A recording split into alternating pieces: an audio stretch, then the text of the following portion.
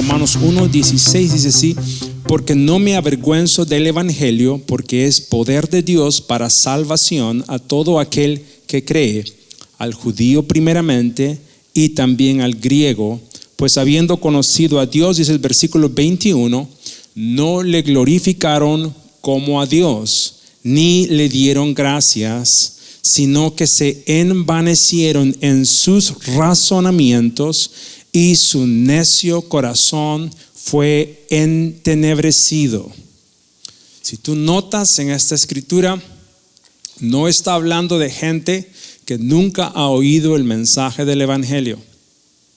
Hemos escuchado este tipo de escritura muchas veces, sabemos hasta de memoria cuando dice: no me avergüenzo del evangelio porque es poder de Dios, es poder de Dios, es poder de Dios.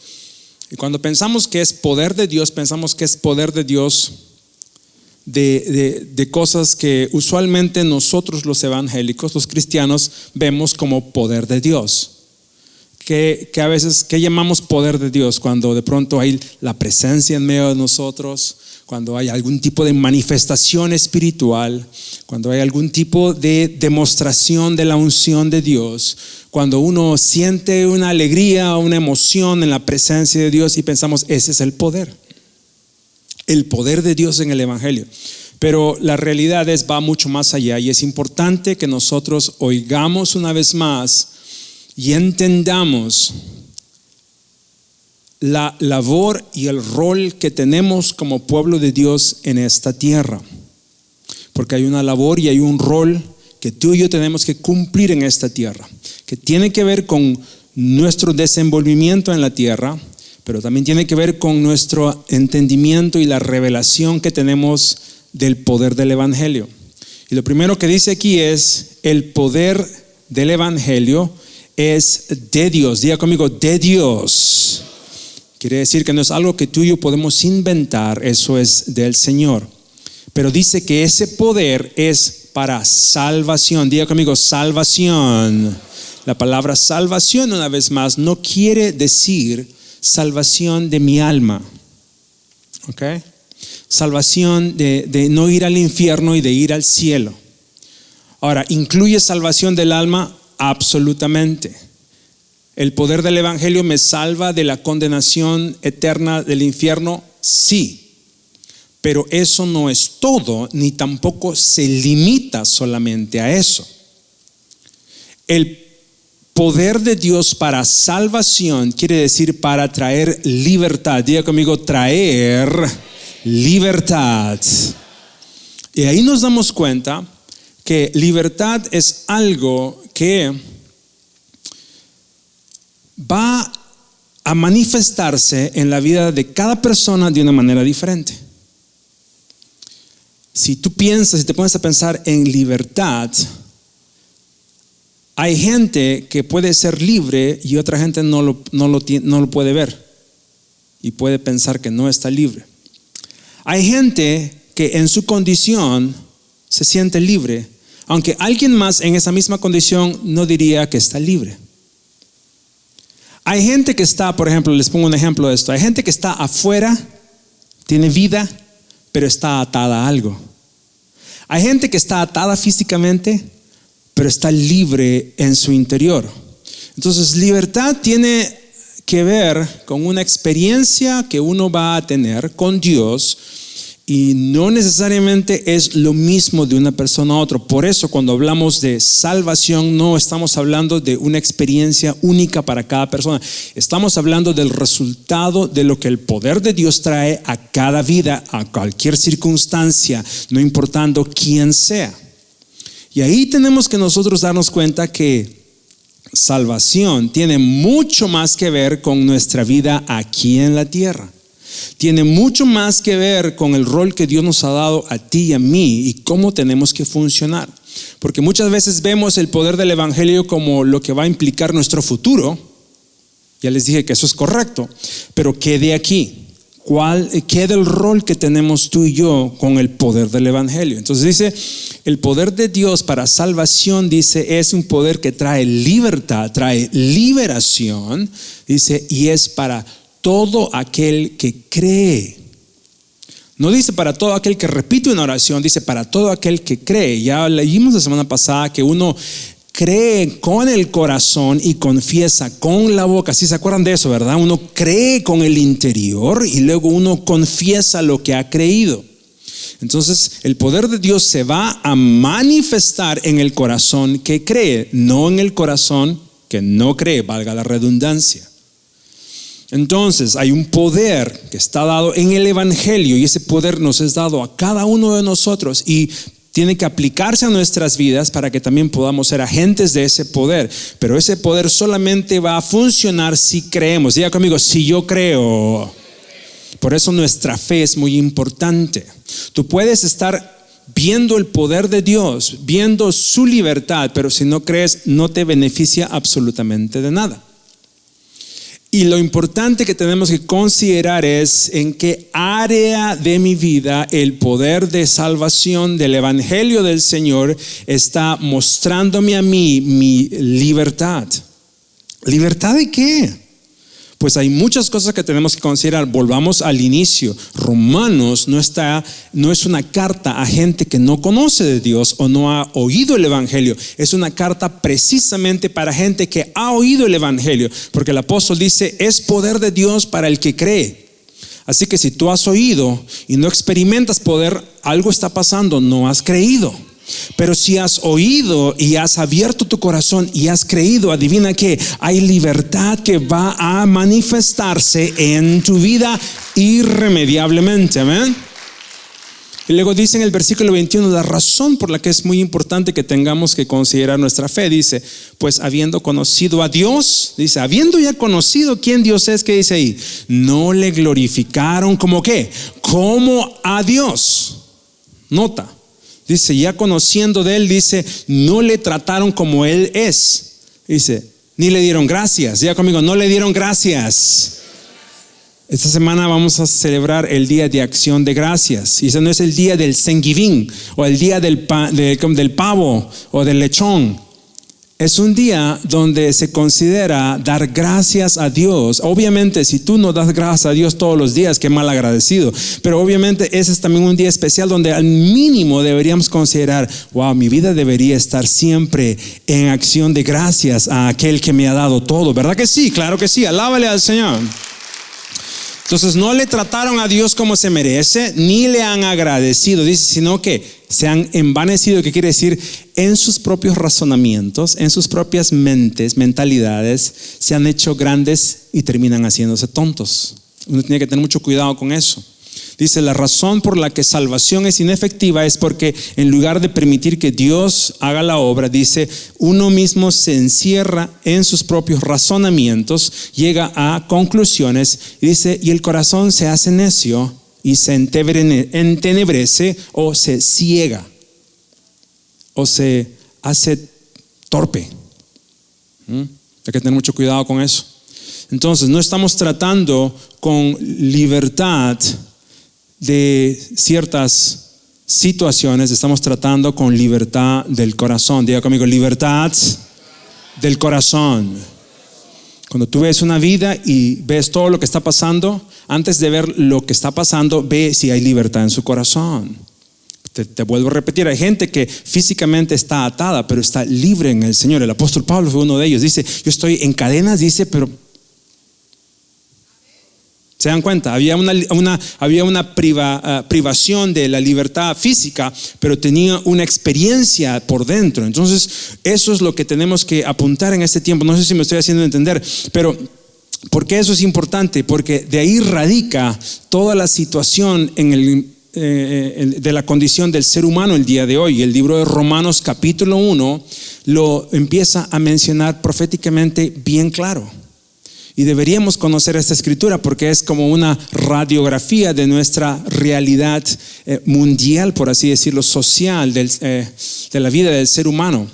Mira lo que dice más adelante, las cosas invisibles de Él, dice, su eterno poder y deidad, hablando de Dios, dice, se hacen claramente visibles ¿desde dónde? Desde la creación del mundo, siendo entendidas por medio de las cosas hechas, de modo que no tienen excusa. Versículo 22 dice, profesando ser sabios, ya hablando de la gente, ¿qué dice? Se hicieron ¿qué?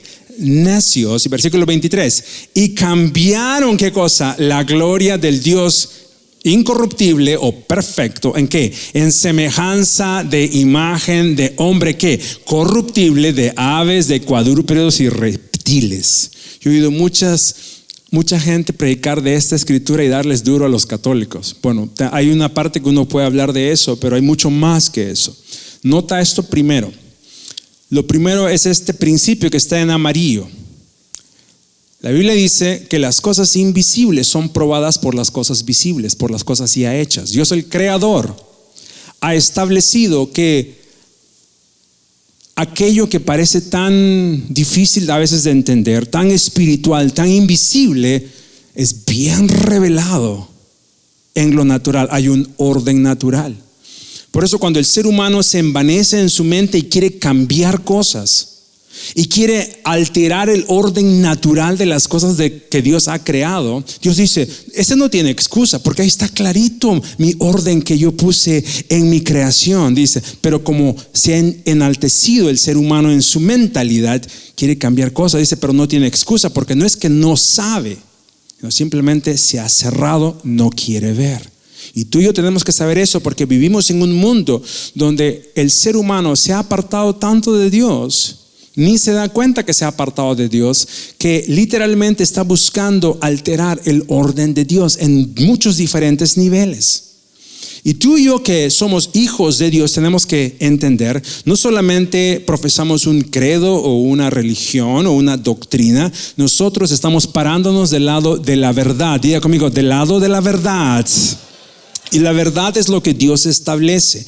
Y cuando uno se para del lado de la verdad de Dios, van a haber problemas. ¿Por qué? Porque no todos están conscientes o quieren recibir o son receptibles, sí, esa es la palabra, ¿verdad? Abiertos, mejor dicho, a la verdad de Dios.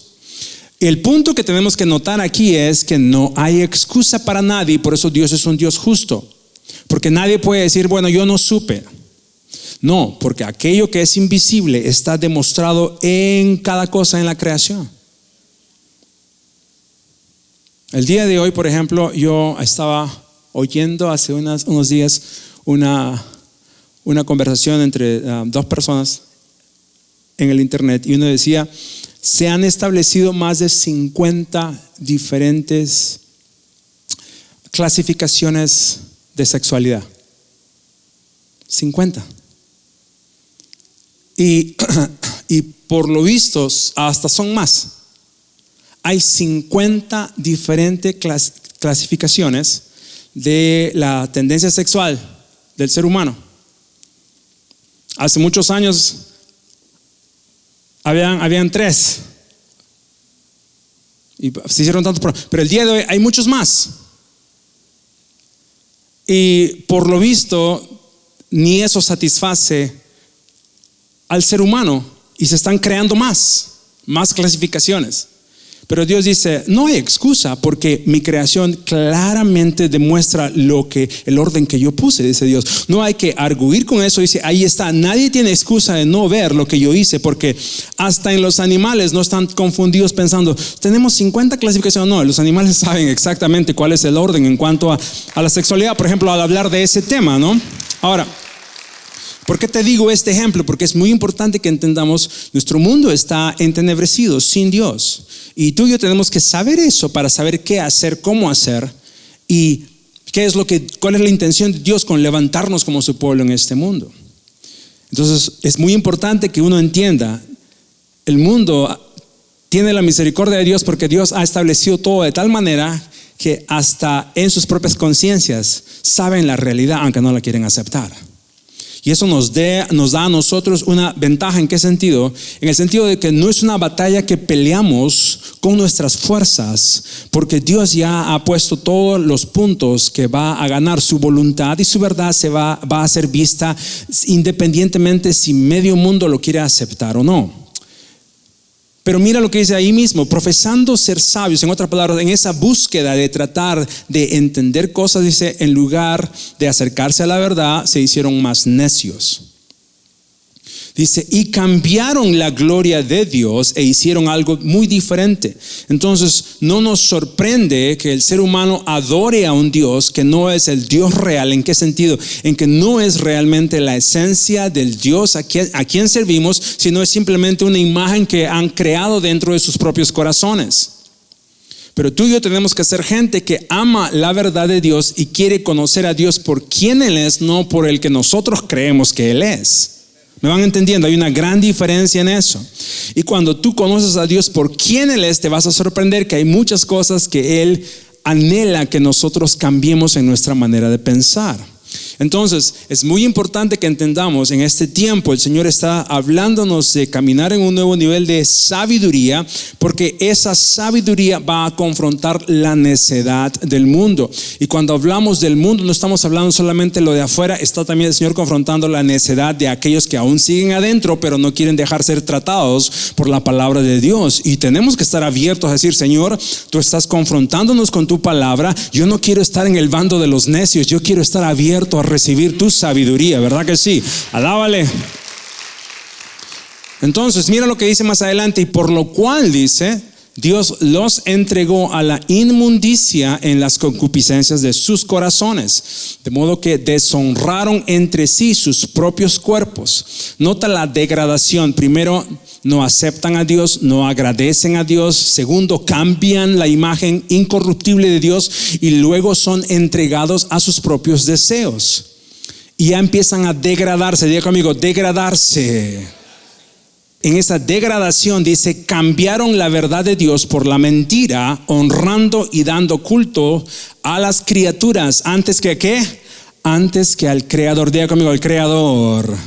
Ahora, uno con mente limitada lee y entiende esto. Es la gente que adora a los animales, a esta estatua, a qué sé yo, al sol. Los incas allá cuando adoraban al sol, ellos, no, nosotros no. La realidad de las cosas es, todo lo que está vivo en esta tierra es criatura de Dios, creado por Dios. Él es el creador. Adivina qué, si tú te amas más a ti que amas más a Dios, tú adoras la creación, no adoras al creador. Y estás en este mismo capítulo. Entonces, ¿qué significa eso? Que tengo que someter mi propia prioridad a la prioridad de Dios. Absolutamente. Ese es el cambio de mentalidad que el Señor quiere hacer en su pueblo, de entender el creador es más importante que la misma creación, y eso implica mi propio deseo, mi propia iniciativa, mi propia ambición. Y dice, Dios tiene que ser el que tiene el lugar primero, el cual es bendito por los siglos. Versículo 26, por esto Dios los entregó a pasiones vergonzosas. Y continúa hablando, ¿no?, acerca de, en este caso, en el libro de Romanos, de cómo es que los hombres alteran el uso natural de hombre con mujer, y dice, se encienden en su deseo mujeres usando, dice, con mujeres y hombres con hombres, dice, y entrando en actos vergonzosos. Diga conmigo, vergonzosos. ¿Quién define qué es vergonzoso, iglesia? Diga conmigo, Dios. No lo defino yo, no lo define el apóstol Pablo, es Dios. ¿Por qué? Porque Dios tenía un plan desde el inicio como creador. Él creó conforme a su voluntad, dijo, esto es lo que quiero hacer, esta es la razón por la que pongo al hombre, lo pongo en este orden, en esta clasificación, pongo todos los demás, lo que existe en el universo, ese es mi deseo. Pero cuando el ser humano se aparta de Dios, de su voluntad, de conocerlo conforme a quien Él es, tarde o temprano esa persona, ese ser humano va a terminar en error. Y error significa irremediablemente caer en vergüenza. Por eso el Señor dice, es muy importante que entendamos, el mensaje del evangelio viene con un poder a rescatar, a traer libertad, porque no quieres caer en vergüenza, tú quieres caminar en gloria, la gloria que Dios quiere revelar con su pueblo, ¿verdad que sí? Sí, alábale.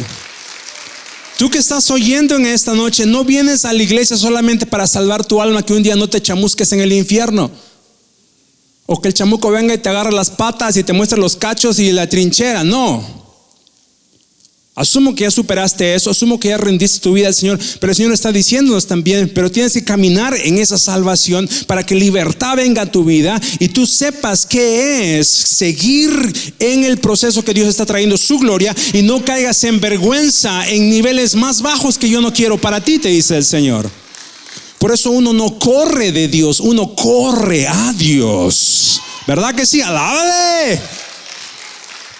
Yo siempre le digo a la gente cuando viene a la iglesia: tengo problemas, tengo situaciones, tengo esto, tengo acá, y me están mirando como que yo le voy a resolver la vida. Lo único que le digo es: la única cosa que nos tiene a nosotros paraditos es que corremos a Dios.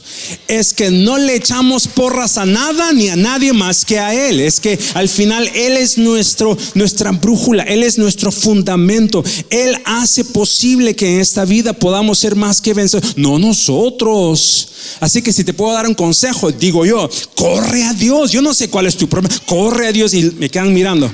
¿Por qué? Porque si del momento que yo empiezo a decir: mira, aquí las clasificaciones y el método y los requisitos son, empieza ya cometí el primer error. Porque el mensaje del evangelio es poder de Dios para salvación. No es religión para conformar a mentalidades humanas. Es poder de Dios para libertad. Es poder de Dios para recuperación. Es poder de Dios para sacarnos de la vergüenza y ponernos en un lugar de gloria. ¿Cuántos quieren gloria en su vida en este tiempo? ¿Verdad que sí? Eso es lo que nos hace diferentes. En tu vida tú tienes que empezar a ver: Señor, ¿cuál es la gloria de caminar contigo en el evangelio? Si no estás caminando en el evangelio, vergüenza va a venir a tu vida. Es así de simple. Entonces, cuando vemos a nuestro mundo y empezamos a ver todo lo que está pasando, si te das cuenta, tú estás viendo solamente los síntomas de un problema más profundo. Por eso la gente que predica contra el síntoma es necio. ¿Sí? Porque darle medicina al síntoma no cura ni arregla la condición original, la causa de ese síntoma. Si me concentro tanto en el síntoma de la gente, es como que si, por ejemplo, yo dijera: no me venga nadie aquí con cortes raros ni con las caras todas como para allá, ¿verdad? Porque hay gente que hace así, porque esto es santo. Uno ve lo externo, lo que no importa al final de cuentas. Lo que nos tiene que preocupar es: ¿está ese corazón rendido a Dios? Porque al final, cuando un corazón está rendido a Dios, Dios sabe lo que está haciendo. Él tiene control de todas las cosas. Él sabe someter a sus hijos. Y ese no es al final nuestra preocupación. A veces queremos hacer que la gente cumpla ciertos requisitos y nos olvidamos del corazón.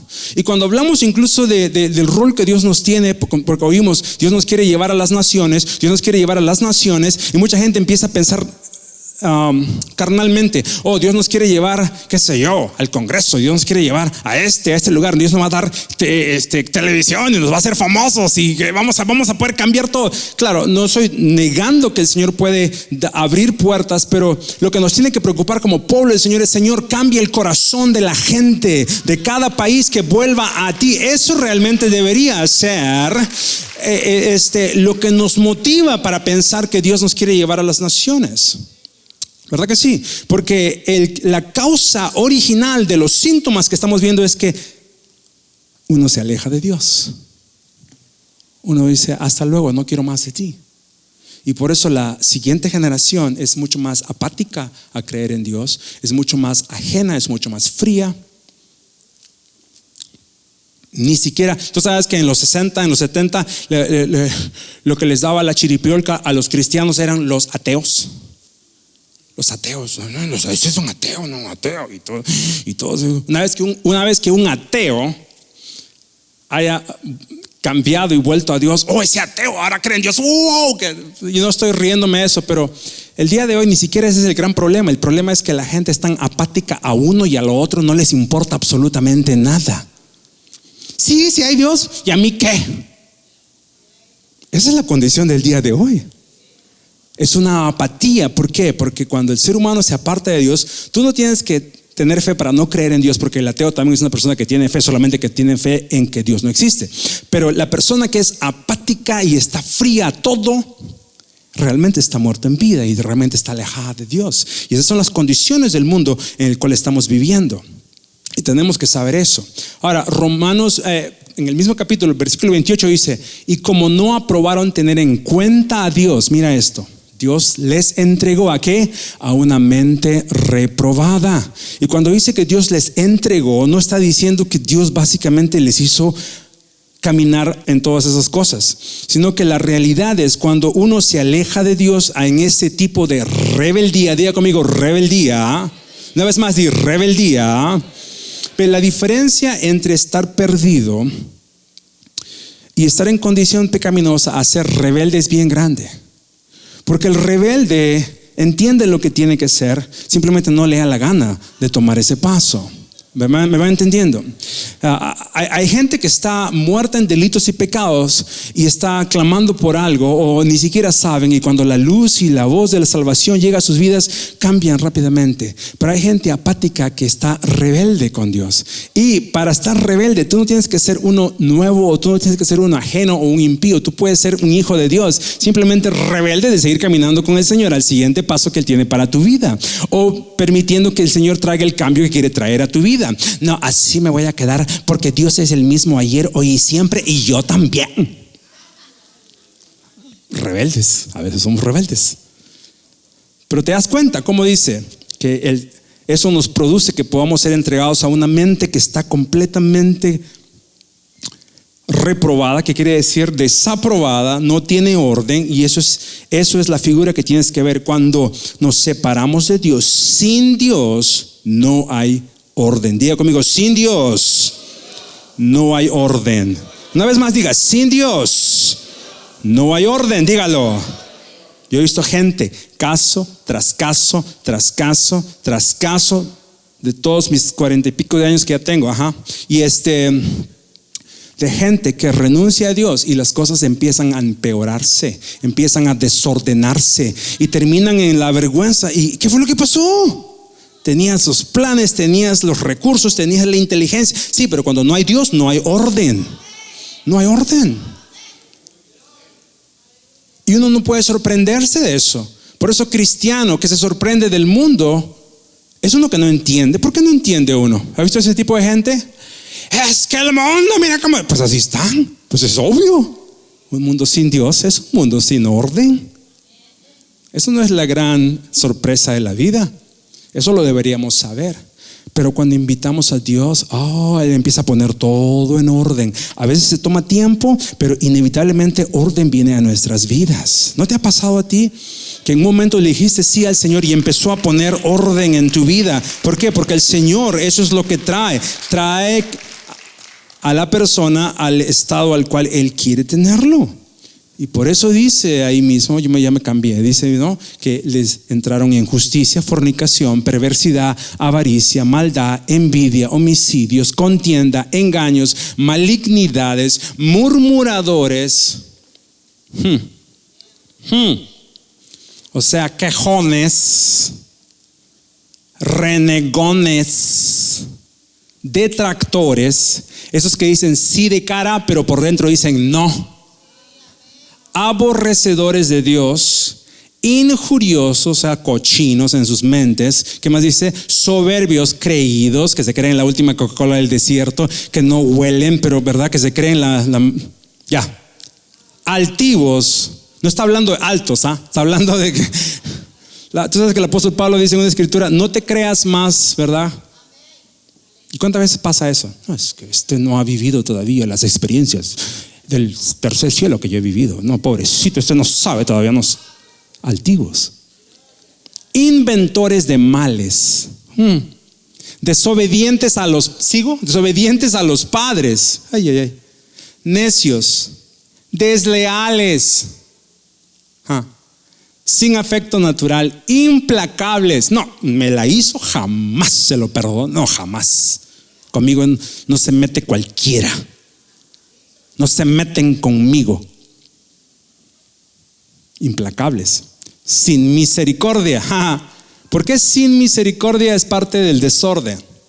Porque Dios es un Dios misericordioso, que quiere decir que Él tiene su plan y Él tiene su amor, y cuando Él establece su voluntad, Él va a hacer lo que sea para que su voluntad sea realizada. Y Él conoce la condición de las personas, y por eso Él tiene el grado de misericordia que no se rinde fácilmente. Por eso Él puede esperar, Él puede llamar, Él puede traer, Él puede obrar. Si tiene un hijo que es rebeldón, Él le va a seguir dando vuelta. Él dice: yo te puedo destruir y volver a hacer, así que si tú quieres que te truene, lo voy a seguir haciendo. Tengo misericordia, soy paciente, lo puedo hacer. Pero muchas veces la gente no tiene ese tipo de condición. Mira lo que dice en 1 de Tesalonicenses. Por tanto, dice, ¿qué dice ahí? No durmamos como ¿qué? Como los demás. Vivimos en un tiempo donde la apatía a Dios es como estar dormido. Y el pueblo del Señor no se puede dar el lujo de estar dormido. Tú no te puedes dar el lujo, escucha mi iglesia, no te puedes dar el lujo de pasar un día más como que si todas las cosas son iguales. Sí, estoy bien, todo está bien, no hay problema. Dios me salvó, ya estoy bien. Tengo todo para el día, tengo todo para la semana. A pesar de que tenemos un Dios que es fiel y un Dios que siempre va a estar ahí por nosotros, que nos ha dado su amor, que vez tras vez ha mostrado su mano en nuestro favor, tú también tienes que conocer que la Biblia dice: he aquí la bondad y la severidad de Dios. Y habla del hecho que si nosotros no prestamos atención a las cosas que son importantes para Él, su severidad va a ser revelada en nuestras vidas. En otras palabras, por tanto amor que Él tiene, por tanta fidelidad que Él es, por todo lo que Él es paciente y todo lo demás misericordioso, tiene un lado de severidad. Por eso es que escrituras como esta tienen mucho sentido para ti, para mí. Por eso se nos amonesta y se dice: no se duerman. No se duerman. Porque cuando uno está dormido, uno no está atento de todo lo que está pasando, ¿verdad que sí? Sí sabes de lo que estoy hablando, ¿verdad? Tú de dormido nadie sabe. Ni cuenta te das si estás roncando o no, ¿verdad? No, yo no ronco. Vamos a preguntarle a tu esposa a ver si es verdad. De dormido uno no sabe nada. Te cae un balde de agua, no sabes cómo.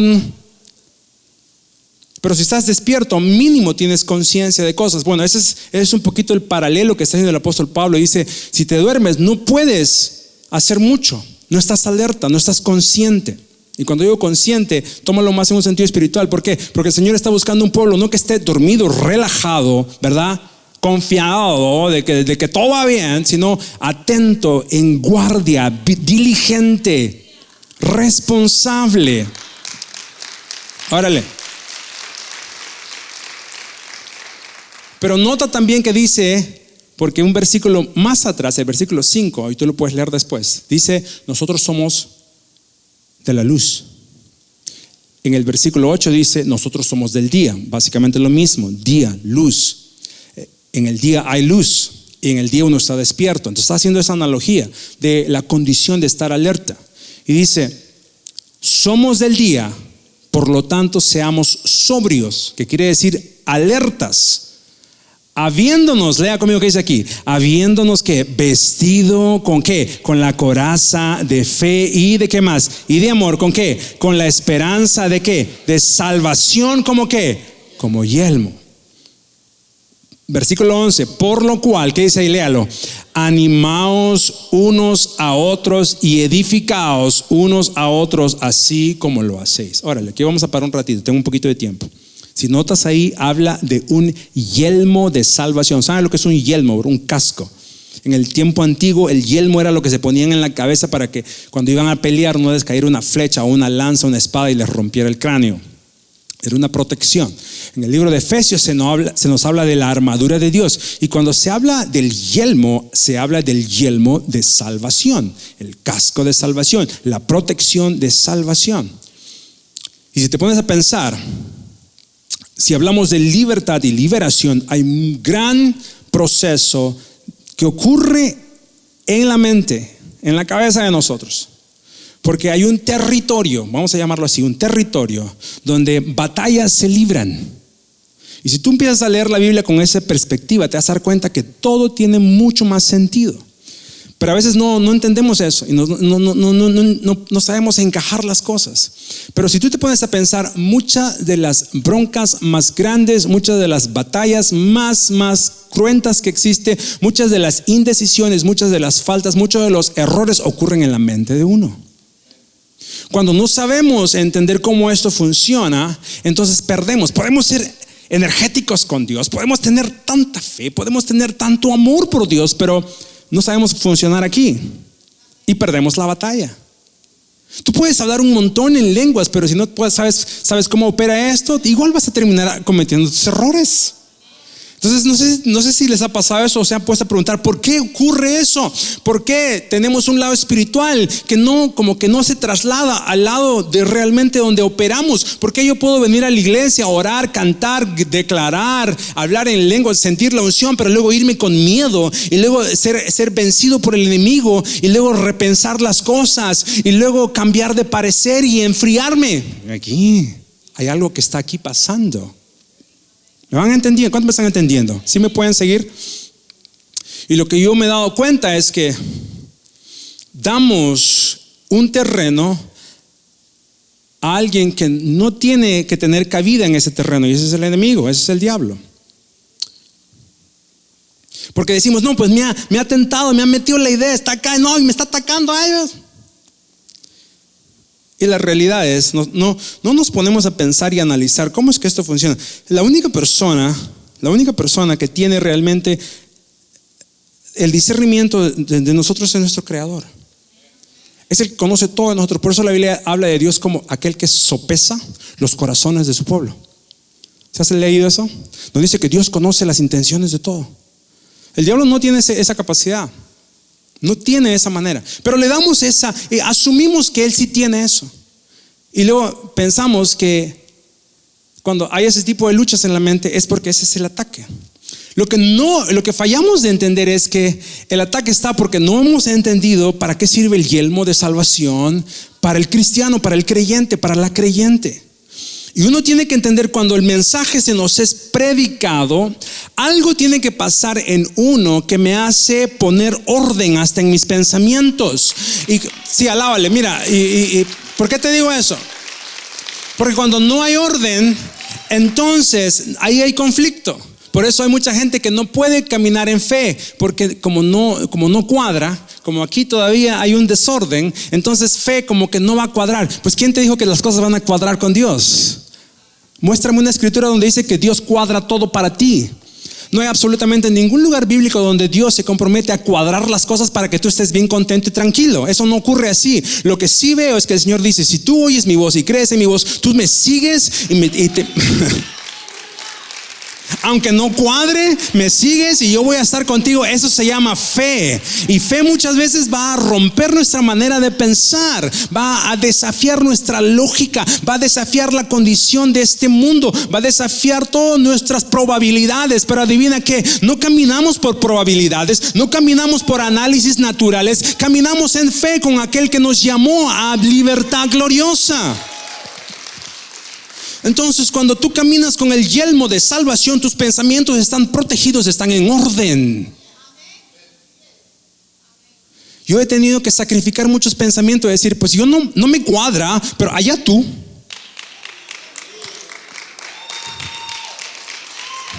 Señor, tengo esa preocupación aquí, tengo esa ansiedad aquí, que ya el tiempo, mira lo que está pasando, yo necesito, Señor, y no he respondido, Señor, y allá tú.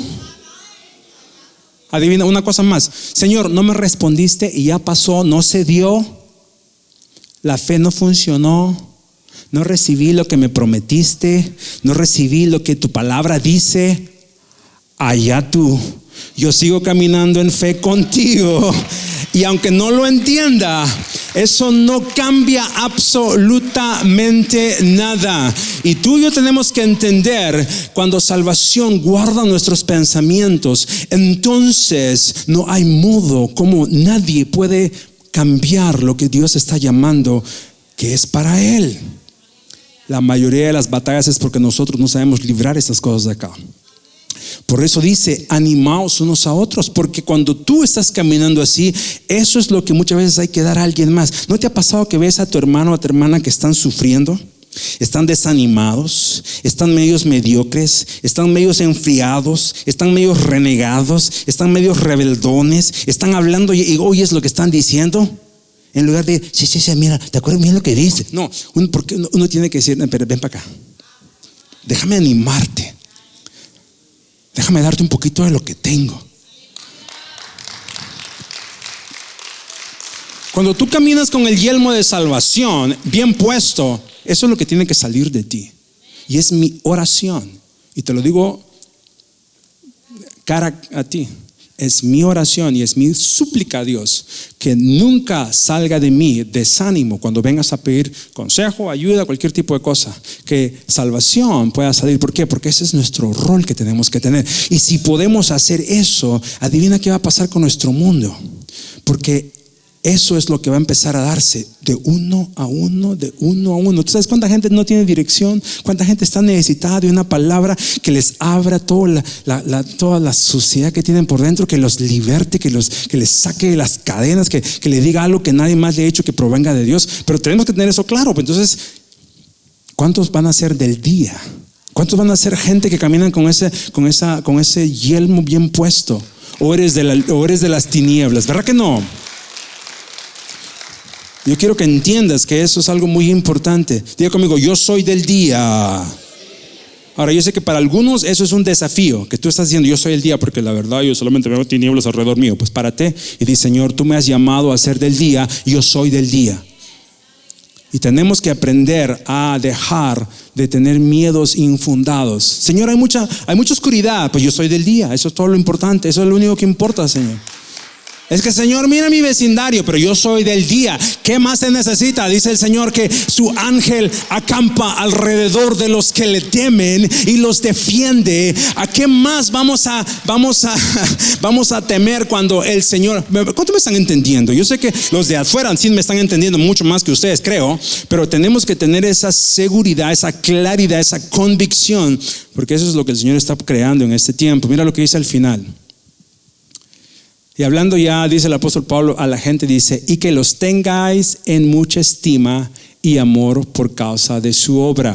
Tened paz que entre vosotros. Yo puse ahí como título, vives el evangelio. El poder tiene que reflejarse, porque eso es lo relevante que va a tocar a alguien más. Y estamos viviendo en un tiempo donde vamos a tocar a mucha gente, y es a través de ese poder que funciona en nosotros. Pero dice, hay que tener paz. Diga conmigo, tener paz. Esa debe ser siempre tu preocupación. Señor, tengo paz en la tormenta, tengo paz en todo tiempo. Hay gente que no tiene paz, cuando no hay problemas no tiene paz, porque dice, no, que algo va a pasar. ¿Tú has visto ese tipo de gente? Es que sueñan cualquier cosa, ay, no, ¿qué va a pasar? No, vieron pasar el gato debajo de la escalera, ay, mira lo que va a pasar. Y entonces, si conoces a alguien así, ¿verdad? No mires a nadie de aquí, ¿verdad? Yo sé que afuera, otra gente, la comadre. Pero así es. Pero entonces, ¿dónde está el poder del evangelio en nuestras vidas? Dice, mira, también os rogamos, hermanos. Mira, nota eso, 4 cosas. Que amonestéis a los ociosos. Diles la verdad, no te quedes callado, habla claro, porque al ocioso no se le habla con, ¿verdad? Mira, vamos a tomarnos un café. No, el ocioso sabe que es ocioso, no necesita una manita, necesita una palabra directa, ¿verdad? El ocioso. Pero ¿qué más dice? Mira lo contrario, amonesta al ocioso, pero dice, alienta al que tiene poco ánimo. Al ocioso sí, háblele directo, pero al que está quebrado, dale aliento, levántalo. Sostén a los débiles. Dar aliento es una cosa, sostener al débil es otra cosa. ¿A cuántos ya estás sosteniendo? ¿Cuánto tiempo ya tienes caminando con Dios? ¿Qué ha hecho en tu vida? ¿A cuánta gente tú estás cargándolo? Queremos cambiar nuestro mundo, tenemos que tener esas cualidades. Tenemos que saber pararnos del lado de la verdad, ser gente que no tiene miedo a pararse del lado de la verdad, tener la misericordia de Dios para poder traer ánimo al que está caído y tener la capacidad de aguantar, sostener a aquel que necesita de fuerzas. Pero no se queda ahí. ¿Qué dice ahí? Y que seáis, ¿qué cosa? Pacientes con todo. Hay mucha gente que está siendo desaprobada en eso, desde líderes hasta chiquitines. Porque la gente no ha entendido que con Dios no es en nuestro tiempo, es en el tiempo de Él. Hay gente que se para aquí, pero quiere tronar los dedos a Dios como si fuera Papá Noel. Ya viene diciembre, así que yo quiero mi regalo debajo del árbol de una vez. Y Dios dice, no es conforme a tu tiempo, es conforme a mi tiempo, dice el Señor. Te vas a quedar esperando hasta que te crezcan barbas blancas de canas, porque voy a hacer cuando a mí me da la gana, dice el Señor. Entonces, cuando uno empieza a entender, Señor, wow, este es un caminar de paciencia. Entonces tenemos que tener la paciencia. Nuestro mundo va a cambiar, pero el cambio viene y a veces no lo vemos. Y toma tiempo, toma años a veces, toma oración tras oración, toma ruego, toma súplica, toma redoblar el esfuerzo, toma hacer el trabajo, toma hablar uno por uno, toma sembrar en muchos casos, toma estar al teléfono, toma estar clamando, toma estar guerreando y diciendo, Señor, tú vas a hacer la obra, no nosotros, porque es por tu espíritu, no por fuerza de hombre. Toma ver y ver y ver y ver, y a pesar que el mundo puede estar torciéndose, es de saber, Señor, toda rodilla va a doblarse ante el conocimiento de tu nombre. Por lo tanto, no pierdo mi paciencia de saber que tú vas a ser glorificado en medio nuestro.